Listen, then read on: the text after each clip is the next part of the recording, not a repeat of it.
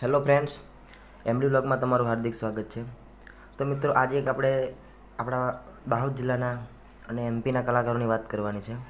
તો મિત્રો, તેમના સુપરસ્ટાર તરીકે તમે જાણીતું નામ એવા વિક્કીભાઈ ભુરિયાને તમે જાણતા હશો, અને ટીમલીના ડાન્સર તરીકે જાણીતું નામ એટલે સૌના લોક લાડીલા સુપરસ્ટાર રાહુલભાઈ ભુરિયા, એમને પણ તમે જાણતા હશો।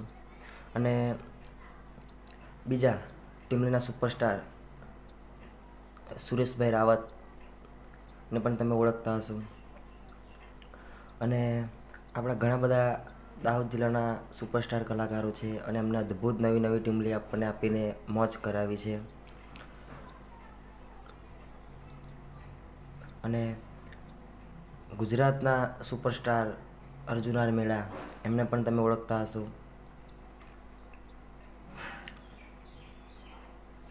અને બીજા એમપીના સુપરસ્ટાર તરીકે જાણીતું નામ એટલે વિજયરાજ ડામોર। તો મિત્રો, કલાકારોની લાઈફ અને ગાયક કલાકારોની જિંદગી એ વિશે મેં વ્લોગ બનાવ્યો છે।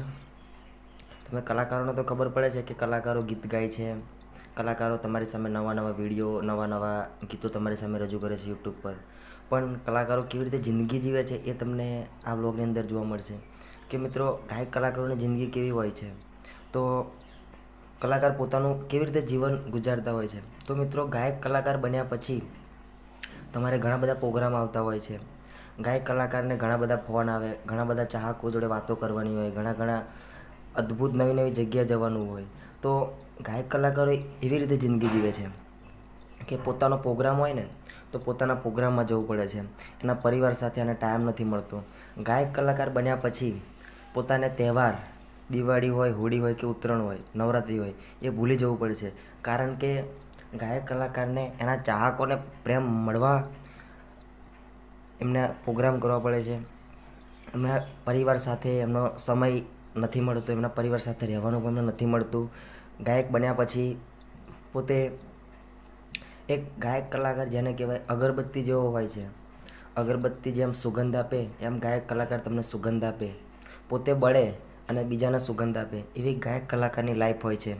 અને ગાયક કલાકારને અદ્ભુત મહેનત કરવી પડે છે આ લાઈનમાં, કારણ કે એનું કેરિયર સાચવવા માટે દરેક આપણા પંચમહાલના, દાહોદના અને એમપીના કલાકાર છે, તેમને પોતાનું કેરિયર સાચવવા માટે ખૂબ જ મહેનત કરવી પડતી હોય છે।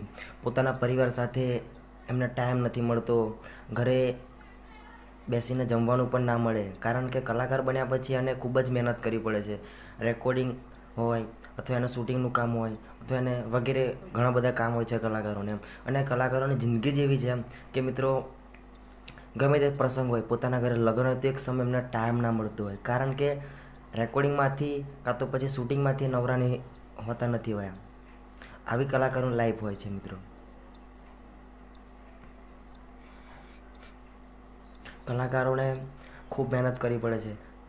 ચોમાસું હોય, શિયાળો હોય કે પછી ઉનાળો હોય, ગરમી પડતી હોય તો શૂટિંગ કરવું પડે એટલે કરવું જ પડે, પ્રોગ્રામ તમારા માટે કરવો જ પડે, ગમે તે કલાકાર હોય, પછી વિક્કીભાઈ હોય, અર્જુનભાઈ હોય, સુરેશભાઈ હોય, વિજયભાઈ હોય કે પછી રાહુલભાઈ હોય, કલાકારો આવી રીતે જિંદગી જીવતા હોય છે મિત્રો।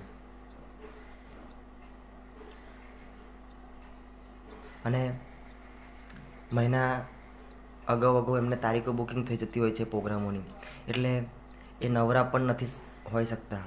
અને તમારા માટે કંઈક નવું લાવવા માટે ખૂબ જ એમને મહેનત કરવી પડે કે કંઈક એવી વસ્તુ લાવે તો મારા ચાહકોને ગમે, ચાહકો અમને ફૂલ સપોર્ટ કરે। આવી રીતે કલાકારોની વિચારસરણી હોય છે કે એવું કંઈ વસ્તુ નવું લાવીએ તો આપણા ચાહકો સામે રજૂ કરીએ અને ચાહકોને ખૂબ જ ગમે, એમને મોજ પડી જાય, એવી એમની વિચારધારણા હોય છે કલાકારોની।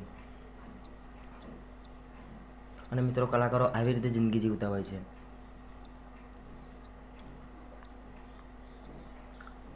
કલાકારોની જિંદગી એટલે જેને કહેવાય ખૂબ જ ઇન્ડિયન આર્મી જેવી જિંદગી હોય છે એમની કલાકારોની। એમના ચાહકો જોડે જ એમને દિવાળી, ઉત્તરાયણ, હોળી, નવરાત્રિ કે પછી ગમે તે તહેવાર, આપણા હિન્દુ ધર્મનો અંદર ગમે તે તહેવાર આવતો હોય, એ ચાહકો જોડે જ એમને તહેવાર મનાવવાનો હોય છે, કારણ કે એમને સમય જ નથી મળતો। રોજ નવા નવા પ્રોગ્રામ, રાત્રે ઉજાગરા કરવા પડે છે પ્રોગ્રામો કરવા માટે, અને આવી રીતે કલાકારો આપણી જિંદગી જીવતા હોય છે। અને આ વ્લોગમાં સ્પેશિયલ મને ઘણી બધી કોમેન્ટ આવતી હતી, ઘણા બધા ફોન કરીને પૂછતા હતા, એટલા માટે મારે કલાકારોની લાઈફ અને જિંદગી વિશે બનાવવું પડ્યું કે કલાકારો આવી રીતે જિંદગી જીવે છે અને એમનું આવી રીતે જીવન એમનું હોય છે. એમ મિત્રો, તો અમારો વ્લોગ તમને ગમ્યો હોય તો લાઈક કરજો, શેર કરજો અને સબસ્ક્રાઈબ કરજો, જેથી કરીને એમડી વ્લોગમાં નવા આવનારા વિડીયોની અપડેટ તમને જલ્દીથી મળી શકે.